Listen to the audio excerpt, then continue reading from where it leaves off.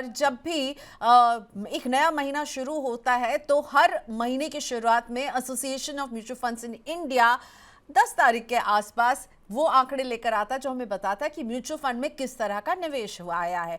तो monthly inflows के आंकड़े आपके लिए सबसे पहले हम रखते हैं कि किस तरह के आए हैं अगस्त के महीने में।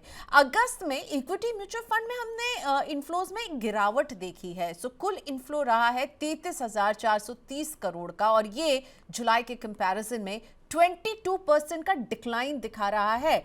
जुलाई में रिकॉर्ड इनफ्लो इक्विटी से जुड़े म्यूचुअल फंड्स में हमने देखा था 42,672 करोड़ का, लेकिन अगस्त में क्या हुआ 33,430 करोड़, 22% का डिक्लाइन है।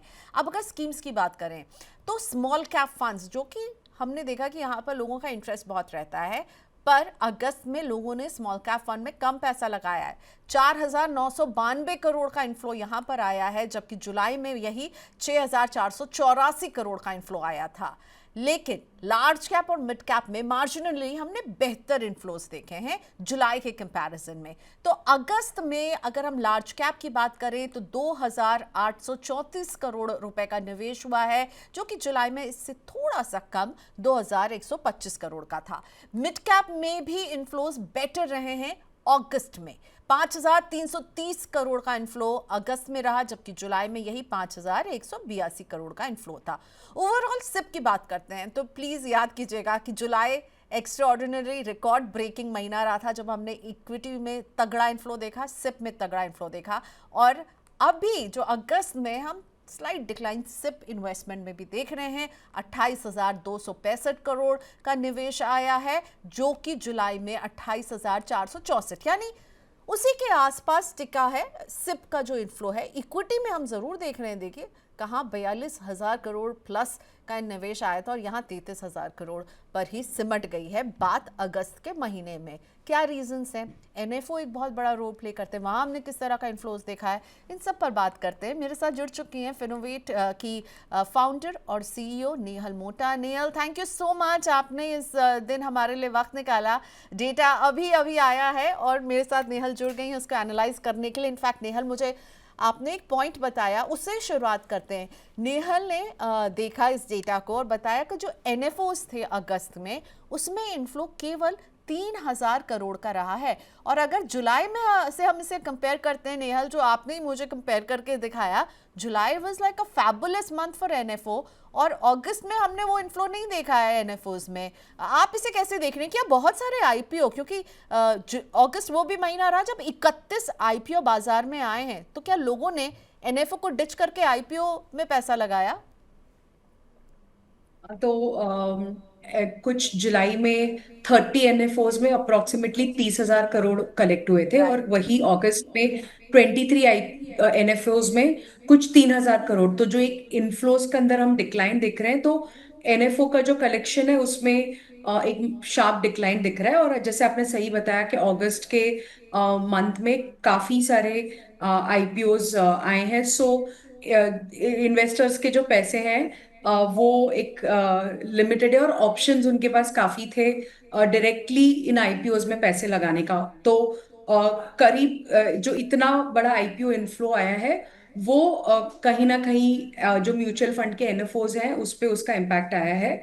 और हैविंग सेड दैट, ओवरऑल अगर हम देखें कि जून से जुलाई और जुलाई से अगस्त अगर हम कंपेयर करें, तो करीब करीब ओवरऑल इन्फ्लोज एक फ्लैटिश ही है। उस पे बहुत ज्यादा इम्पैक्ट नहीं है, बट पर्टिकुलरली एनएफओज पे ऑलमोस्ट लाइक 90% जितना डिक्लाइन देखा गया है from July to August. Okay, so IPO लोगों को ज़्यादा अट्रैक्ट कर रहा है और इस साल अभी तक जो हम समझ रहे हैं कि एक बहुत ही स्ट्रांग पाइपलाइन आईपीओस की तैयार हो रही है।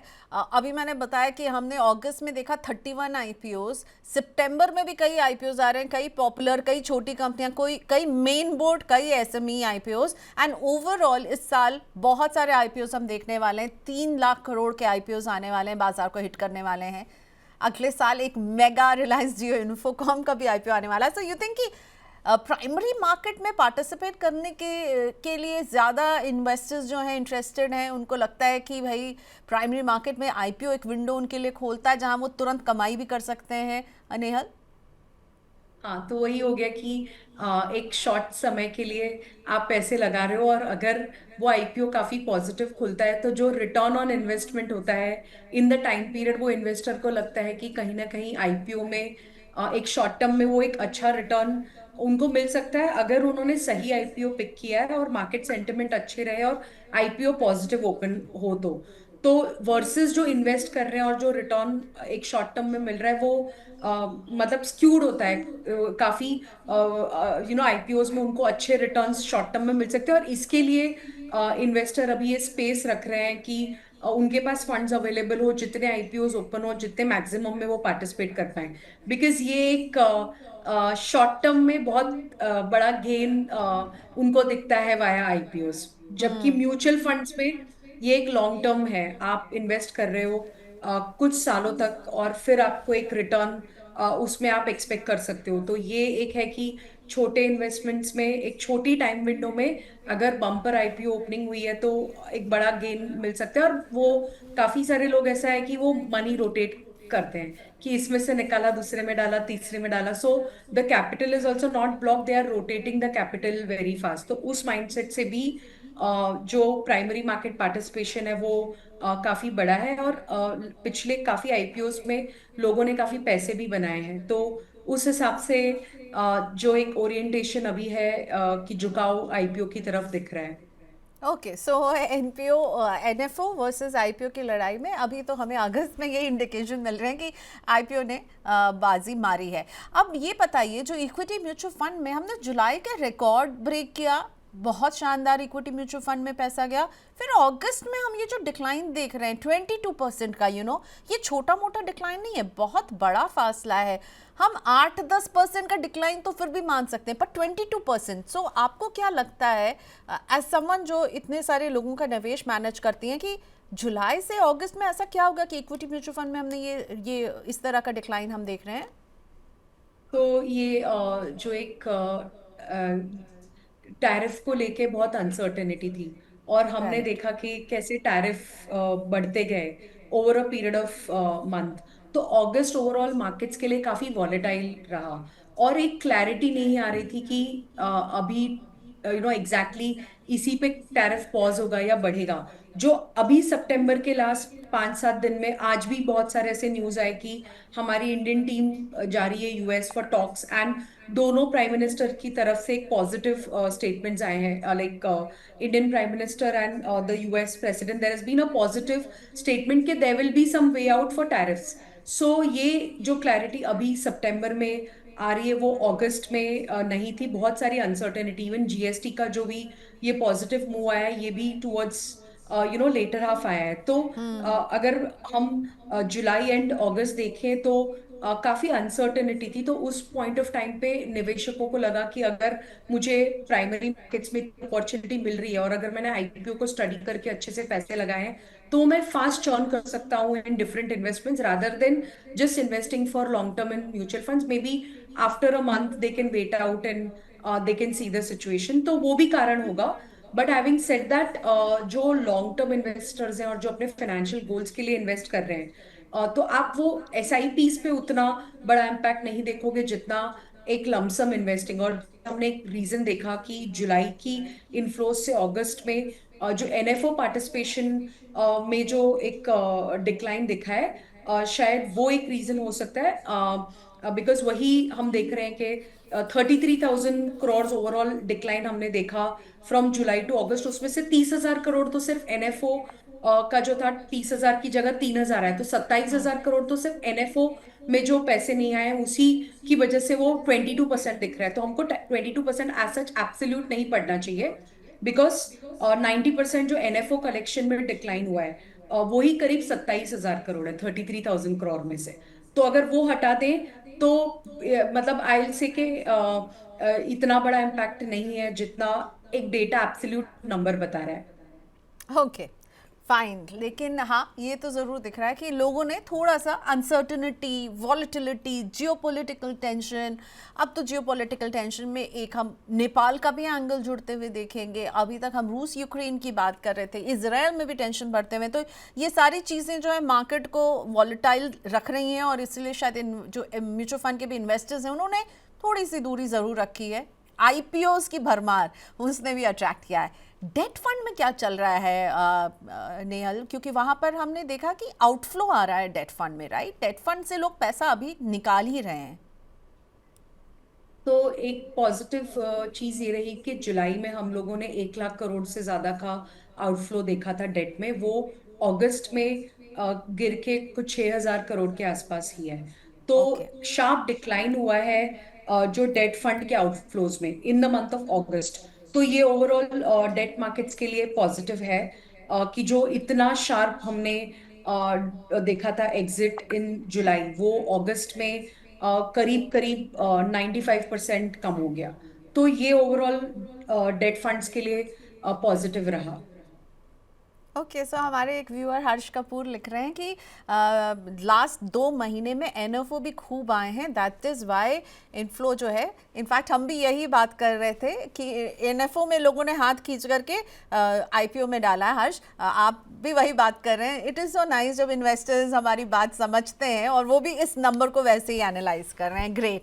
चलिए नेहल, अब हम बढ़ते हैं पोर्टफोलियोज़ की तरफ। और हमने जो पोर्टफोलियोज़ नेहल के साथ शेयर किए हैं उसको नेहल ने बहुत अच्छे से आपके लिए कंपाइल किया है आंसर्स को, तो एक एक करके लेंगे। और जो लोग अपने पोर्टफोलियोज हमें भेजना चाहते हैं ताकि नेहल जैसे एक्सपर्ट्स उसे एनालाइज कर सकें, आपको रास्ता बताते हैं। आप हमें अपने पोर्टफोलियो व्हाट्सएप कीजिए 9311121874 पर। ईमेल कीजिए money9query@tv9.com पर। इसके अलावा आप यूट्यूब पर लाइव भी अपने क्वेश्चंस पूछ सकते हैं। अभी हम एम्फी के नंबर्स डिस्कस कर रहे थे, उसमें अगर आपका कोई सवाल हो हम वो भी पूछ सकते हैं और पोर्टफोलियो को भी हम डिस्कस करेंगे। इसके अलावा Money9 की प्राइम मेंबरशिप जो है, हम स्पेशल ऑफर आपके लिए लेकर आए जिसमें आज ही दिन में, इनफैक्ट आज मैंने वीरल भट्ट के साथ एक सेशन किया जिसमें हमने एक्सक्लूसिव Money9 प्राइम मेंबर्स के ही क्वेश्चंस का जवाब दिया, उनके ही पोर्टफोलियो का एनालाइज किया। तो इस तरह के शोज में अगर आप पार्टिसिपेट करना चाहते हैं, इकोनॉमी, स्टैंडर्ड और वीआईपी, ये हैं 3 ऑफरिंग। और आज हम वीआईपी मेंबर्स के साथ जुड़े थे और उनके पोर्टफोलियोज को एनालाइज कर रहे थे। अगर आप इस तरह के शो में अपने पोर्टफोलियो को हमारे एक्सपर्ट से एनालाइज करवाना चाहते हैं तो Money9 प्राइम के मेंबर बनिए। चलिए now let's head to the portfolios. और सबसे पहले मैं मिस्टर अजय कुमार यादव जी का पोर्टफोलियो लेकर आऊंगी। जब तक हम उन्हें फ़ोन करने की कोशिश करते हैं, मैं उनके सिप बता देती हूँ कि कहाँ कहाँ चल रहे हैं। तो 24,000 रुपये की सिप कर रहे हैं और ये है पराग पारिक के फ्लेक्सी कैप में 4,001, कोटक के मल्टी कैप में 4,001 की सिप चल रही है। आईसीआईसीआई प्रू के रिटायरमेंट प्योर इक्विटी फंड में 4,001, Invesco India large and mid cap में 4,001। इसके अलावा इनके पास है मोतीलाल ओसवाल का मिड कैप, इसमें भी 4,001, इन्वेस्को इंडिया का large and mid cap 4,001, Motilal Oswal mid cap, बंधन का स्मॉल कैप।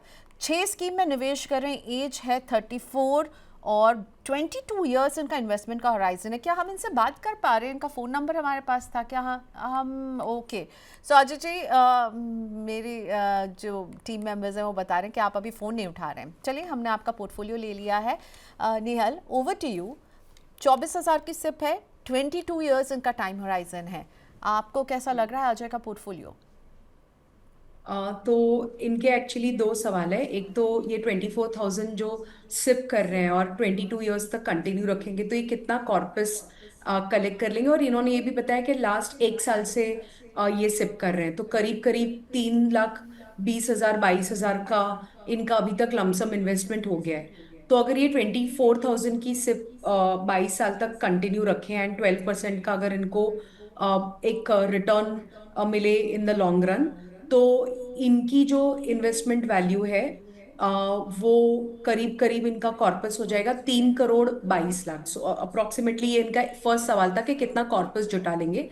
तो करीब करीब 3,22,00,000 जितना ये कॉर्पस जुटा लेंगे। एंड जब मैं इनके पोर्टफोलियो की बात करूं तो मुझे पोर्टफोलियो काफी बैलेंस लग रहा है। जो अंडरलाइंग पोर्टफोलियो है उसका large, mid and small cap में करीब करीब 30% एलोकेशन एंड अदर स्कीम्स, क्योंकि फॉरेन इक्विटी एक्सपोजर मुझे दिख रहा है via one of the schemes, कुछ 11% है और कोई भी ओवरलैप नहीं है between each of the schemes. और अगर मैं इसका कंपेयर करूं पोर्टफोलियो का return over the last 1 year, 3 year और 5 ईयर, तो ये हैंड्स डाउन बेंचमार्क को बीट कर रहा है। लाइक 1 साल में benchmark is down by about 1.5%, पर इनका पोर्टफोलियो +3% पे है। एंड अगर रिस्क एडजस्टेड भी देखूं तो पोर्टफोलियो ने रिस्क भी कंट्रोल किया, और ना ऐसे जैसे मैंने बताया कि रिटर्न्स 1 साल, 3 साल, 5 साल के होराइजन से मुझे अच्छे लग रहे हैं। हाई डबल डिजिट का ग्रोथ इनको मिला है पोर्टफोलियो में, सो अच्छा पोर्टफोलियो ये कंटिन्यू रख सकते हैं। सिर्फ एक मेरा ऑब्जर्वेशन था कि इन्होंने एक रिटायरमेंट के लिए एक लॉक इन वाला फंड लिया है, और 1 साल पहले ही उन्होंने इन्वेस्टमेंट किया है। तो इन फ्यूचर अगर हो सके तो आप लॉक इन वाले फंड्स को अवॉइड करके अगर आप एक डाइवर्सिफाइड इक्विटी फंड्स में या ओपन एंडेड स्कीम्स में इन्वेस्ट करोगे तो बेटर है। बिकॉज अभी आपके स्कीम में 4 साल का और लॉक इन है। अभी फॉर वॉट एवर रीजन ये स्कीम का परफॉर्मेंस डाउन हुआ है या कुछ भी रीजन है, अभी ये लॉक इन में तो आप उसको एग्जिट नहीं कर पाओगे। तो बेटर है कि आप डाइवर्सिफाइड ओपन एंडेड स्कीम्स में रहो, जहां आप एक स्कीम्स को हर क्वार्टर एनालाइज कर पाओ, और कपल ऑफ क्वार्टर्स अगर आपको लगे कि ये नहीं जा रहा है in the direction what you expected, तो आप एटलीस्ट उसको रीबैलेंस कर सकते हो। सो सिर्फ एक ही सजेशन रहेगा कि अभी तो आपने ले लिया है, बट इन फ्यूचर आप ये लॉक इन वाली स्कीम्स अवॉइड करिए। ओके, सो अजय प्लीज़ ये लॉक इन वाली स्कीम से दूर रहने की सलाह है। अदरवाइज पोर्टफोलियो अच्छा लग रहा है, और अगर 24,000 की आप सिप करते रहेंगे तो 22 ईयर्स में किस तरह का ये कॉर्पस जमा करने की उम्मीद रख सकते हैं नेहल? 3 करोड़ 20 लाख अप्रोक्सीमेटली, 3 साढ़े 3 करोड़ तक एट 12% रिटर्न। ओके, पर इन्होंने हमें स्टेप अप नहीं लिखा है। सो अगर अजय स्टेप अप कर लेते हैं तो उससे ज़्यादा बड़ी रकम जुटा पा रहे होंगे। हाँ, अगर वो स्टेप अप ऐड करेंगे तो करीब करीब 22 साल के पीरियड में, मैं कैलकुलेशन आपको भी करके तुरंत दे देती हूँ। ओके, सो तो नेहल करीब कैलकुलेट कर। करीब डबल हाँ, जितना वो कॉर्पस अक्यूमुलेट कर लेंगे अगर वो 10% स्टेप अप ऐड करे, क्योंकि इनका टाइम होराइजन काफी लंबा है, 22 साल का, 1 ही साल हुआ है इन्होंने सिप स्टार्ट किया है। तो 10% से हर साल अगर सिप बढ़ाते रहेंगे, जो जो 3 करोड़ 22 हम बता रहे थे, वो ऑलमोस्ट 6 CR जितना कॉर्पस, मतलब डबल हो जाएगा कॉर्पस। Superb superb. देखिए नेहल ने तुरंत ही आपको बता दिया कि देखिए आप डबल कर सकते हैं। उसके लिए यही काम है, कर रहा है काम कि 10% का एक स्टेप अप लेते रहिएगा Ajay. Best of luck. Lock in वाले प्रोडक्ट से ज़रा बचिए, लंबा समय है आपके पास। लॉक इन वाला प्रोडक्ट जो है उससे दूर रहेंगे तो अच्छा रहेगा। जो आपके पास है एक रिटायरमेंट प्योर इक्विटी फंड, इनमें लॉक इन होते हैं, ये सोल्यूशन ओरिएंटेड प्लान होते हैं। चलिए let's move on to our next portfolio. Subrato Sahu ji मेरे साथ फोन लाइन पर जुड़ गए हैं, अपना क्वेश्चन पूछेंगे। कोलकाता से हैं सुब्रतो। नमस्ते सुब्रतो, स्वागत है आपका। नमस्ते मैम। आपकी आवाज़ मैं रिक्वेस्ट करूंगी थोड़ा सा वॉल्यूम प्लीज़ बढ़ा दें, उनकी आवाज़ बहुत धीरे आ रही है, मुझ तक पहुंच नहीं पा रही है। सुब्रतो आप मुझे नमस्ते सुन पा मैम। रहे हैं? Yes yes, I can hear जी यू मैम, सुन क्लियरली। पा रहा क्या हूँ मैम। कर। हाँ जी, मैं भी सुन पा रही हूँ। तो आप कोलकाता से हैं, रसगुल्ला वाले शहर से हैं आप। क्या करते हैं आप सुब्रतो? मैम मैं आर्मी में हूँ। आर्मी में है, वाह। तो ये पूरा हफ्ता सुब्रतो जी मुझे बहुत खुशी होती है। मेरे पास आर्मी से, नेवी से, सीआईएसएफ के जवान, बीएसएफ के लोग फ़ोन करते हैं, और आपने भी फ़ोन किया है, मुझे बहुत अच्छा लगता है। सबसे पहले तो हम आपका शुक्रिया अदा करना चाहेंगे, क्योंकि आप हैं इसलिए हम हैं। और सुब्रतो हम आपकी क्या हेल्प करें? आपका पोर्टफोलियो मैं देख रही हूँ, पर आप कुछ पूछना चाहेंगे नेहल मैम से, या मैं पहले आपका पोर्टफोलियो पढ़ती हूँ? ठीक है। बंधन का स्मॉल कैप जी फंड मैम। है सुब्रतो जी के पास, 5,000 की सिप कर रहे हैं। मोतीलाल ओसवाल के मिड कैप फंड में 5,000 की सिप कर रहे हैं। पराग पारी के फ्लेक्सी कैप में 5,000 डाल रहे हैं। कोटक के मल्टी कैप में 5,000 है। अब बताइए सुब्रतो, क्या आपने ये निवेश क्या सोचकर किया है? कितना पुराना निवेश है? मैम 1 साल हुआ है अभी। 1 साल हुआ है, और आपने लिखा 10 साल तक आप करेंगे, राइट? जी मैम। ये आप रिटायरमेंट के लिए बचा रहे हैं, बच्चों के लिए बचा रहे हैं, क्या टारगेट कुछ है या वेल्थ क्रिएशन? मैम ये रिटायरमेंट के लिए मैम। रिटायरमेंट के लिए। आपकी एज अभी है 36, ठीक है। 10 साल में क्या 1 जी करोड़ मैम। बना पाएंगे? नेहल जी से पूछते हैं, कुछ और आप पूछना चाहेंगे? नेहल मोटा मेरे साथ जुड़ी हुई हैं, फिनोवेट की को-फाउंडर और सीईओ हैं। नेहल जी से आप सीधा भी कुछ पूछना जी चाहे तो मैम। पूछ सकते हैं। मैं पूछना चाहता हूँ, हाँ मेरे पास मोतीलाल ओसवाल मिड कैप है, जी, क्या मैं उसको Motilal Oswal large and mid cap में स्विच कर सकता हूँ? ओके, ठीक है। नेहल और मैम आप मैं हाँ अभी 20,000 का मैं SIP कर रहा हूँ। मैं राइट और 15,000 उसको बढ़ाऊंगा। इसी मंथली साल या अगले 35,000 साल? शिफ्ट करूंगा इसी साल या अगले अगले महीने साल? से। हाँ जी, जी मैम। इसी साल 15,000 बढ़ा देंगे अगले महीने से। नहीं, नेक्स्ट मंथ से 15,000 रुपया और इंक्रीज करूंगा मैम।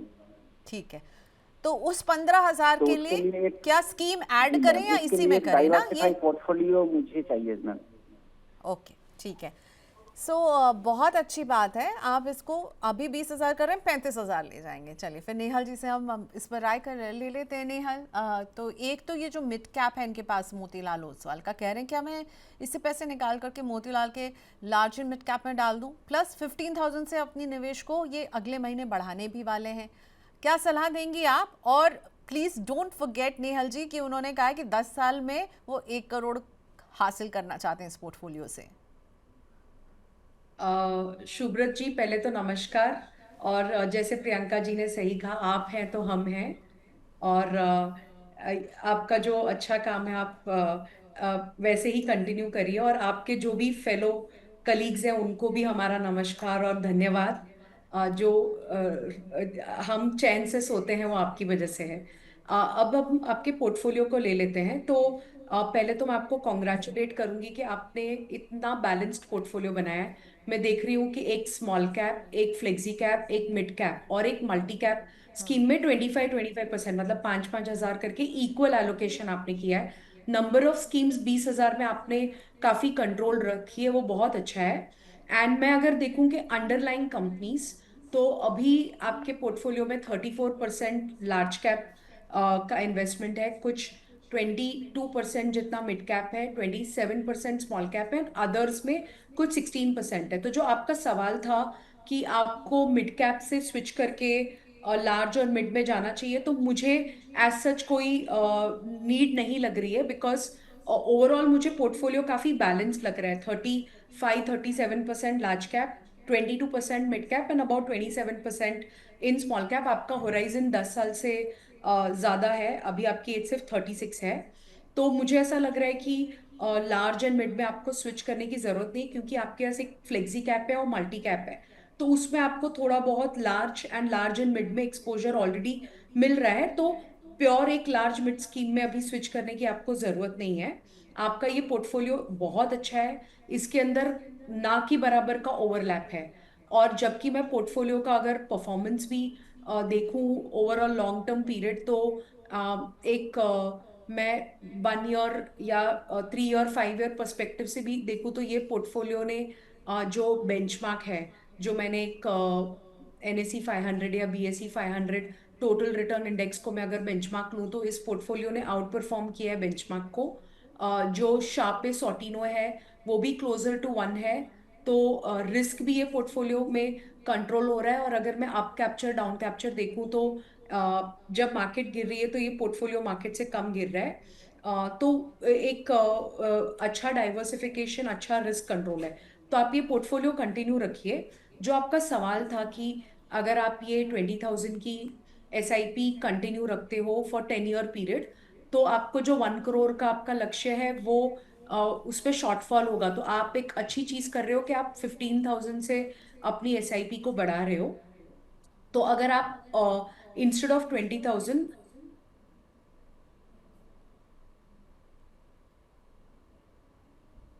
तो अगर आप 15,000 से जो SIP बढ़ा रहे हो, तो इंस्टेड ऑफ 20,000 35,000 की आपकी SIP हो जाएगी।